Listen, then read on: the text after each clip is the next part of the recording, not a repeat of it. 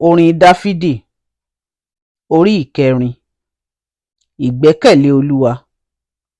Gbóhùn mi nígbà tí mo bá ń pè, Ọlọ́run òdodo mi. Ìwọ lé ó dá mi ní ìdè nínú ìpọ́njú. Ṣe ojú rere fún mi kí o sì gbọ́ àdúrà mi.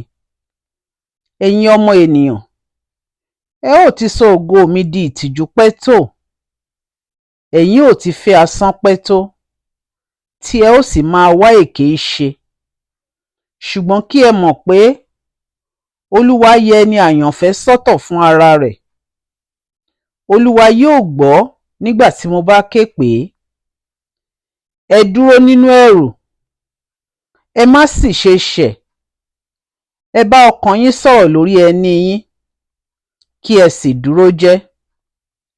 Ẹ rú ẹbọ òdodo, kí ẹ sì gbẹ́kẹ̀ yín lé Olúwa. Ẹni púpọ̀ lé ó ń wí pé, ta ni yóò ṣe rere fún wa?